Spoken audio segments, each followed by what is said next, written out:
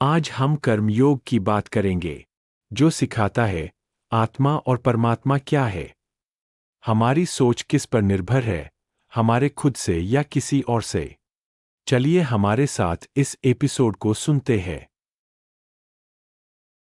ठीक है, आपने पूछा सही और गलत का चक्र, राइटियस वे रॉन्ग साइकिल, और कर्मचक्र, कर्मा चक्र कैसे काम करता है।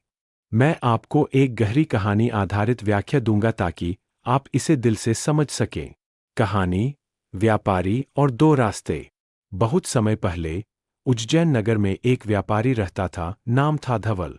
धवल बहुत मेहनती था, लेकिन उसके मन में हमेशा एक प्रश्न रहता था, सही क्या है, गलत क्या है, और मेरा हर कर्म मुझे कहाँ ले जाएगा। पहला मोड़, लाभ का अवसर। एक दिन उसे व्यापार में दो रास्ते मिले। सही रास्ता, ईमानदारी से थोड़ा लाभ, पर धीरे धीरे। गलत रास्ता, दूसरों को धोखा देकर तुरंत बहुत लाभ। धवल का मन दो हिस्सों में बंट गया। गलत कर्म का चुनाव। लोभ ने उसे अंधा कर दिया और उसने गलत रास्ता चुन लिया। उसने तौल में कपट किया, ग्राहकों से ज्यादा पैसे लिए।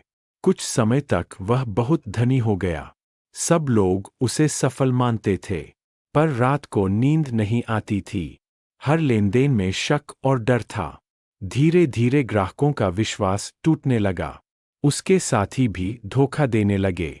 यही है कर्मचक्र, जो कर्म हम करते हैं वैसा ही लौटकर हमारे पास आता है। दूसरा मोड़, पश्चाताप का अवसर। एक दिन मंदिर में एक साधु ने कहा, संसार में हर कर्म बीज है। सही कर्म का बीज सुखद वृक्ष बनाता है, गलत कर्म का बीज दुहक की बेल बनाता है। तुम्हारे हाथ में है कौन सा बीज बोना है। यह वाक्य धवल के दिल को चीर गया। उसने महसूस किया, उसके धन का बोझ है, पर आत्मा का सुख खो गया है। सही कर्म का चुनाव। फिर उसने संकल्प लिया, सही तौल करना, उचित मूल्य लेना, गरीबों की मदद करना। धीरे धीरे उसका व्यापार फिर से फलने लगा। लोगों ने कहा, धवल बदल गया है, अब यह सच्चा है। अब उसके पास पहले जितना धन तो नहीं था, लेकिन शांति, विश्वास और आशीर्वाद उसके पास था। यही है कर्मचक्र का नियम। सही कर्म देर से फल देते हैं, पर उनका फल मीठा और स्थायी होता है। गलत कर्म जल्दी फल देते हैं, पर उनका फल कड़वा और नाशकारी होता है। गहरी व्याख्या, डीप एनालिसिस। कर्म बीज है। हर विचार, वाणी और कार्य बीज की तरह है। सही बीज बोओगे फल मीठा, गलत बीज बोओगे फल कड़वा। समय का चक्र। कर्म तुरंत नहीं लौटते, कभी जल्दी, कभी वर्षों बाद, लेकिन लौटते जरूर है। मन का असर। सही कर्म से मन हल्का और शांत रहता है, गलत कर्म से मन भारी और बेचैन। यही असली दंड और पुरस्कार है। संसार का दर्पण। जैसा आप दूसरों के साथ करते हो, वैसा ही समाज और परिस्थिति आपके साथ करती है। यही कारण है कि कर्मचक्र को आत्मिक न्यायालय कहा गया है। सीख, मोरल। सही और गलत का चक्र केवल बाहरी दुनिया में नहीं है, बल्कि हमारे मन, विचार और आत्मा के भीतर भी है। गलत रास्ता, त्वरित सुख, दीर्घकालिक दुख। सही रास्ता, धैर्यपूर्ण संघर्ष, पर स्थायी सुख। कर्मचक्र चलाना हमारे ही हाथ में है। हम जैसा सोचते और करते हैं, वैसा ही यह चक्र घूमकर हमें लौटाता है। आगे के अध्याय को सुनने के लिए सब्सक्राइब और कमेंट करें। ठीक है, आपका सवाल दो हिस्सों में बंटा हुआ है। ह्यूमंस वर्सेस एनिमल्स, मनुष्य और पशु में अंतर। कर्म चक्र, कर्मा चक्र कैसे काम करता है। स्टोरी आधारित गहरी व्याख्या। एक, ह्यूमंस वर्सेस एनिमल्स, मनुष्य और पशु का फर्क। जानवर और इंसान दोनों ही प्रकृति की रचना है, लेकिन अंतर कहाँ है। जानवर, एनिमल्स, वे सहज प्रवृत्तियों, इंस्टिंक्ट्स पर जीते हैं। भूख लगी तो खा लेंगे, डर लगे तो भागेंगे, क्रोध आया तो काट लेंगे। वे क्षण में जीते हैं। उनके जीवन का मुख्य लक्ष्य है जीवित रहना और वंश बढ़ाना। मनुष्य, ह्यूमंस। मनुष्य में बुद्धि और विवेक है। उसके पास भावनाओं पर नियंत्रण करने की क्षमता है। उदाहरण, अगर जानवर को गुस्सा आएगा तो वह तुरंत हमला करेगा, लेकिन इंसान चाहे तो गुस्से को दबाकर मुस्कुरा भी सकता है। इंसान सही गलत सोचकर निर्णय ले सकता है। इसलिए कहा जाता है, जानवर प्रवृत्तियों से चलते हैं, इंसान संयम और विवेक से। यही इंसान को ईश्वर के सबसे निकट बनाता है। दो कर्म चक्र, कर्मा चक्र कैसे काम करता है? स्टोरी राजा और माली का कर्म। बहुत समय पहले एक राज्य में एक राजा था।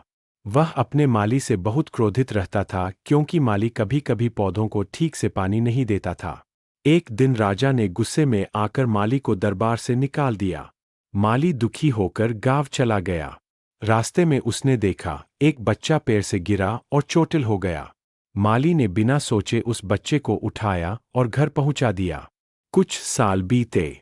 राजा का बेटा शिकार पर गया और जंगल में घायल हो गया। वही माली अब गांव का वैद्य बन चुका था। उसने राजकुमार की जान बचाई। तब राजा को समझ आया, उस दिन गुस्से में निकाला गया कर्म, बुरा कर्म, उसे अपराधबोध और पछतावा देता रहा। और बच्चे की मदद करने का कर्म, सत्कर्म, आगे चलकर उसी के पुत्र की रक्षा बना। विश्लेषण, डीप एनालिसिस।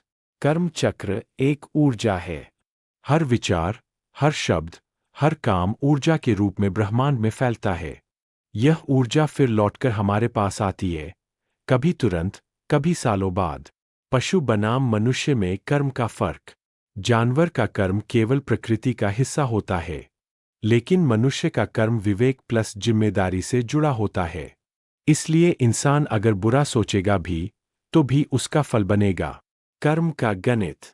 सत्कर्म, दयालुता, सत्य, संयम, शुभ फल, मान सम्मान, शांति, सुरक्षा। दुष्कर्म, क्रोध, हिंसा, छल, दुख, अशांति, कठिनाइयाँ। छोटा सार, जानवर बस जीते हैं, इंसान जीवन को दिशा देता है। कर्म चक्र ऐसा दर्पण है जो आपके कर्मों को लौटाकर दिखाता है। जैसा बोओगे वैसा काटोगे। के अध्याय को सुनने के लिए सब्सक्राइब और कमेंट करें। बहुत गहरी बात पूछी आपने। आपका सवाल यह है कि जब एक इंसान दूसरे इंसान को गलत कहता है तो सामने वाला दुखी हो जाता है, और जब वही इंसान सही कहता है तो खुशी मिलती है। इसका संबंध कर्मचक्र, कर्माचक्र और भावनात्मक ऊर्जा से कैसे है? मैं आपको कहानी प्लस गहराई से विश्लेषण करके समझाता हूं। कहानी, दो मित्र और कर्मचक्र। गांव में दो मित्र रहते थे, अर्जुन और देव। अर्जुन मेहनती, ईमानदार और साफ दिल का था। देव चतुर था, लेकिन कभी कभी दूसरों की भावनाओं से खेलता था। एक दिन देव ने मजाक में अर्जुन से कहा, तू तो बिल्कुल नाकारा है, कुछ नहीं कर सकता। यह सुनकर अर्जुन का मन टूट गया। उसे गुस्सा भी आया और दुख भी, लेकिन अर्जुन चुप रहा और अपने काम में जुटा रहा। कुछ दिन बाद जब अर्जुन ने एक बड़ी प्रतियोगिता जीत ली, तो वही देव बोला, वाह अर्जुन, तू तो बड़ा होशियार है, सही में तेरी मेहनत रंग लाई। अब अर्जुन को खुशी मिली, लेकिन ध्यान दो, खुशी और दुख दोनों ही अर्जुन के अंदर से निकले। देव ने सिर्फ शब्द दिए। गहरी सच्चाई, डीप एनालिसिस। कर्मचक्र की नींव प्रतिक्रिया, रिएक्शन। दुनिया हमें शब्द, हालात, परिस्थितियां देती है। हम कैसे प्रतिक्रिया करते हैं, वही कर्म का बीज है। देव के गलत कहने पर अर्जुन दुखी हुआ, दुख एक बीज बन गया। देव के सही कहने पर अर्जुन खुश हुआ, खुशी एक बीज बन गई। दूसरे हमारे इमोशंस क्रिएट नहीं करते, वे केवल ट्रिगर, उत्तेजना देते हैं। असली भावनाएं हमारे अंदर से निकलती है। यानी दुख खुशी का बटन हमारे अंदर है, दूसरों के पास सिर्फ रिमोट है। कर्मचक्र का खेल। जब हम दुख को पकड़कर बैठ जाते हैं, तो हम आगे भी दुख पैदा करने वाले हालात खींचते हैं। जब हम खुशी और संतुलन को थाम लेते हैं, तो सकारात्मक कर्म जन्म लेते हैं। यही चक्र चलता रहता है। उच्च स्तर की साधना। असली साधक वही है जो अपने अंदर के बटन पर नियंत्रण पाले। यदि कोई गलत भी कहे तो वह मुस्कुरा सके, यदि कोई सही कहे तो वह अहंकार में न फूले। यही कर्मचक्र को साध लेना है। कहानी का संदेश। अर्जुन ने धीरे धीरे यह सीख लिया, मेरी खुशी या दुख दूसरों के शब्दों पर निर्भर नहीं, बल्कि मेरे भीतर की स्थिरता पर निर्भर है। उस दिन से अर्जुन का कर्मचक्र बदल गया। अब न आलोचना से दुख होता, न प्रशंसा से ज्यादा अहंकार। वह अपने सच्चे स्वभाव, शांति और आनंद में जीने लगा। निष्कर्ष। जब आप यह समझ जाते हो कि दूसरे सिर्फ ट्रिगर करते हैं, भावनाएं आपके भीतर से पैदा होती है, तभी आप अपने कर्मचक्र के स्वामी बन जाते हो। कर्मचक्र चलाना है तो प्रतिक्रिया पर नियंत्रण सीखो। आलोचना आए तो धैर्य रखो, प्रशंसा आए तो विनम्र रहो। यही आत्मा की विजय है। आगे के अध्याय को सुनने के लिए सब्सक्राइब और कमेंट करें। ठीक है, मैं आपको एक स्टोरी आधारित गहन विश्लेषण दूंगा, जिसमें समझाया जाएगा कि जब शिक्षक, टीचर, सिखा रही है और विद्यार्थियों, स्टूडेंट्स, के मन में कई तरह के विचार, मल्टीपल थॉट्स, आते हैं, तब वास्तव में गलती किसकी है और कर्मचक्र, कर्माचक्र कैसे काम करता है। कहानी, ज्ञान की कक्षा और कर्मचक्र का दर्पण। एक गांव में सरस्वती नाम की शिक्षिका थी। वह बच्चों को सिर्फ किताबों से नहीं, बल्कि जीवन का गहरा ज्ञान भी सिखाती थी। कक्षा में 10 विद्यार्थी बैठे थे। शिक्षिका ने एक सवाल पूछा, बच्चों, अगर कोई इंसान अपने मन में कई तरह के विचार लाता है, कुछ अच्छे, कुछ बुरे, तो असली सच कौन सा होता है? पहला विद्यार्थी, अजय। उसके मन में तुरंत आया, सरस्वती मैडम का सवाल बहुत कठिन है, शायद वह हमें उलझाना चाहती है। यह विचार शंका, डाउट से आया। दूसरा विद्यार्थी, सुनीता।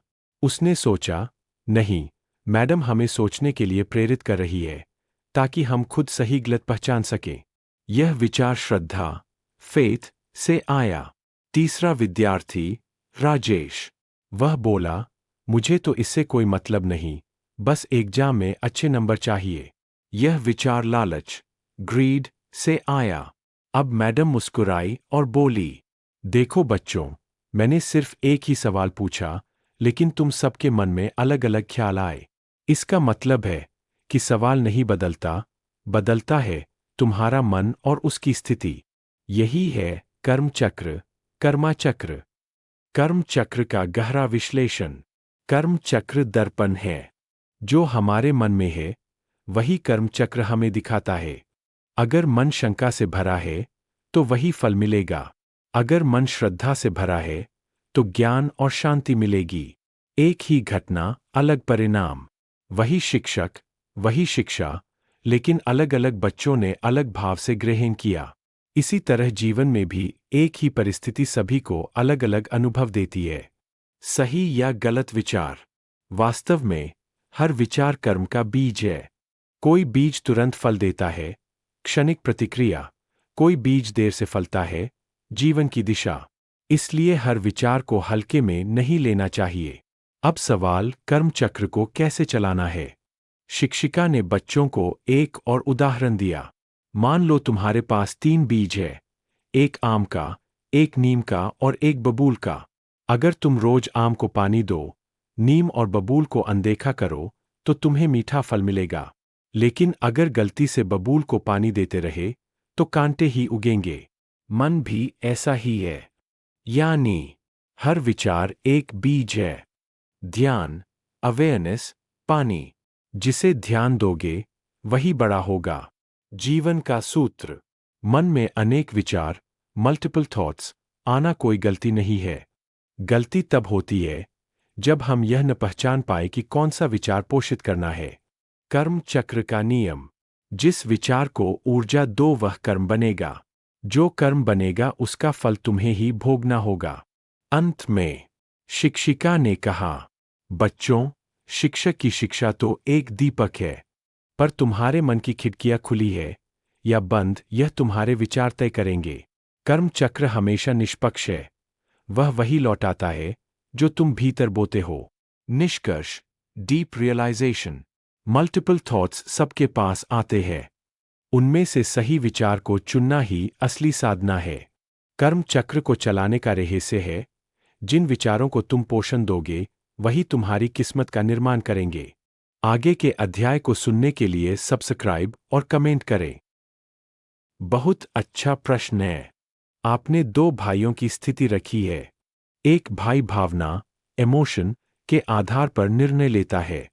दूसरा भाई अनुभव, एक्सपीरियंस के आधार पर निर्णय लेता है। अब दोनों सही है अपनी जगह पर, लेकिन सोच का आधार अलग है।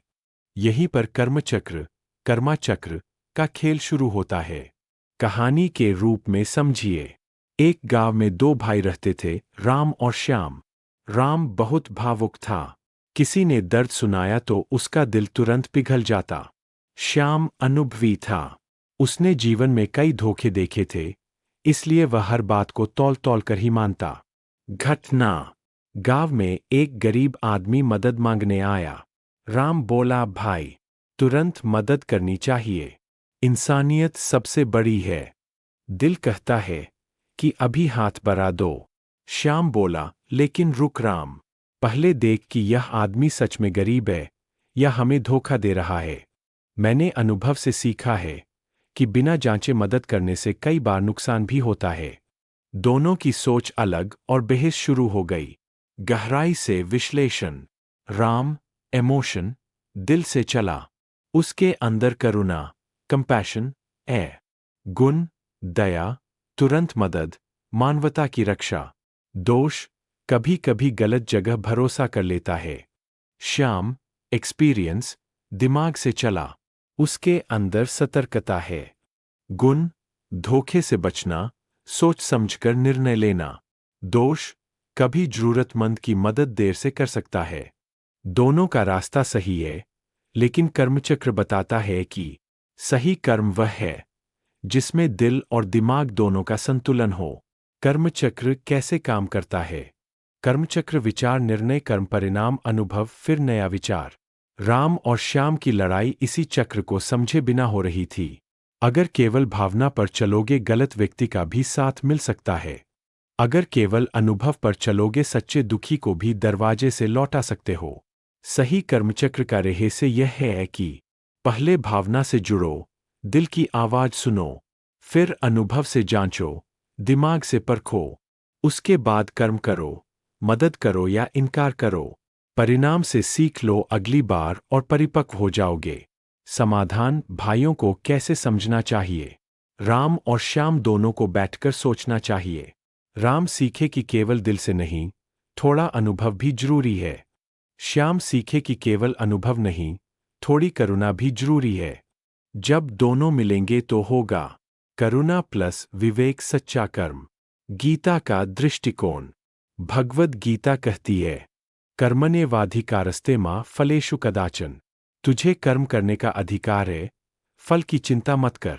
मतलब, दिल से करुणा रखो, दिमाग से विवेक रखो और कर्म करो। फल अपने आप कर्मचक्र में लौट कर आएगा। निष्कर्ष: दोनों भाइयों को यह समझना चाहिए कि भावना जीवन को मधुर बनाती है, अनुभव जीवन को सुरक्षित बनाता है, और कर्मचक्र तभी संतुलित होगा जब दोनों मिलकर चले। आगे के अध्याय को सुनने के लिए सब्सक्राइब और कमेंट करें। ठीक है, मैं आपको एक गहरी स्टोरी आधारित व्याख्या दूंगा जिसमें भावनाएं, इमोशन, पर्सनल बनाम प्रोफेशनल लाइफ, भावनाओं का मिश्रण और कर्मचक्र, कर्माचक्र सबको जोड़ा जाएगा। कहानी: अर्जुन का द्वंद्व। एक छोटे से शहर में अर्जुन नाम का युवक था। वह घर पर बेहद भावुक बेटा था। माँ की चिंता, पिता की उम्मीदें और बहन के सपनों में जीता था। लेकिन ऑफिस में वह एक प्रोफेशनल था, मैनेजर, कठोर निर्णय लेने वाला और कर्मचारियों का लीडर। समस्या तब शुरू हुई जब उसकी भावनाएं मिलाने लगीं, इमोशन मिक्सिंग। ऑफिस में किसी कर्मचारी की गलती पर वह गुस्से में चिल्लाता और घर आकर वही गुस्सा परिवार पर उतार देता। घर पर किसी बात से दुखी होता तो ऑफिस में उसका मूड डगमगाता और काम बिगड़ जाता। यानी पर्सनल और प्रोफेशनल लाइफ की सीमाएं टूट रही थीं। कर्म चक्र का सिद्धांत: कर्म चक्र, कर्माचक्र कहता है, हर विचार, थॉट, भावना, इमोशन, कर्म, एक्शन, परिणाम, रिजल्ट, नया विचार। यह चक्र लगातार चलता है। अगर विचार सही है, भावनाएं सकारात्मक होंगी, कर्म शांत और सटीक होंगे, परिणाम शुभ आएगा। अगर विचार गलत मिश्रित है, भावनाएं उलझेंगी, कर्म गलत होंगे, परिणाम नकारात्मक आएगा। अर्जुन के जीवन में यही हो रहा था। गहरी विश्लेषण, व्यक्तिगत जीवन की भावनाएं, पर्सनल इमोशन, प्यार, स्नेह, डर, असुरक्षा, परिवार के लिए उम्मीद। ये निजी ऊर्जा है जिनका आधार संबंध, रिलेशनशिप है। प्रोफेशनल जीवन की भावनाएं, प्रोफेशनल इमोशन, लक्ष्य, दबाव, सफलता की चाह, असफलता का डर। ये सामाजिक ऊर्जा है जिनका आधार जिम्मेदारी, रिस्पॉन्सिबिलिटी है। मिश्रण, मिक्सिंग का असर, जब निजी दर्द दफ्तर में पहुंचता है, गलत फैसले होते हैं। जब ऑफिस की हताशा घर में पहुंचती है, रिश्ते टूटने लगते हैं। कर्म चक्र को सही करने का उपाय, हाउ टू ऑपरेट कर्मा चक्र। अर्जुन के जीवन का मोड़। एक दिन उसकी मां ने कहा, बेटा, तू ऑफिस का तनाव घर क्यों लाता है? घर तेरा आश्रय है, युद्ध भूमि नहीं। यह सुनकर अर्जुन ने कर्म चक्र को तोलना सीखा। विचार पर पहरा, गार्डिंग थॉट्स। सुबह ध्यान में बैठता और सोचता, आज मैं ऑफिस का गुस्सा घर नहीं लाऊंगा। यानी पहला कदम विचार को नियंत्रित करना। भावनाओं का रूपांतरण, इमोशन ट्रांसफॉर्मेशन। जब गुस्सा आता तो तुरंत पानी पीकर 5 गहरी सांसें लेता। वह गुस्से को कठोरता से बदलकर निर्णय क्षमता में बदलने लगा। कर्म का संतुलन, बैलेंस्ड एक्शन। ऑफिस में समस्या आए तो तर्क से समाधान करता। घर में समस्या आए तो स्नेह से समाधान करता। परिणाम का निरीक्षण, ऑब्जर्विंग रिजल्ट्स। धीरे धीरे ऑफिस में उसकी इज्जत बढ़ी, घर में शांति आई। कर्म चक्र अब शुभ दिशा में चलने लगा। अंतिम संदेश, कहानी से सीख। भावनाओं को जगह के हिसाब से विभाजित करो। कर्म चक्र को चलाना है तो विचार, भावना, कर्म, परिणाम की कड़ी को सकारात्मक दिशा दो। अगर पर्सनल और प्रोफेशनल भावनाएं मिल गईं, तो कर्म चक्र भ्रमित हो जाएगा और जीवन उलझ जाएगा। यानी कर्म चक्र को चलाना, विचारों की शुद्धि प्लस भावनाओं का रूपांतरण प्लस कर्म का संतुलन। हमारे एपिसोड सुनने के लिए धन्यवाद। सब्सक्राइब करें और आगे के एपिसोड सुनते रहिए और समझ यह स्टोरी के जरिए हम जीवन कैसे जीना चाहिए।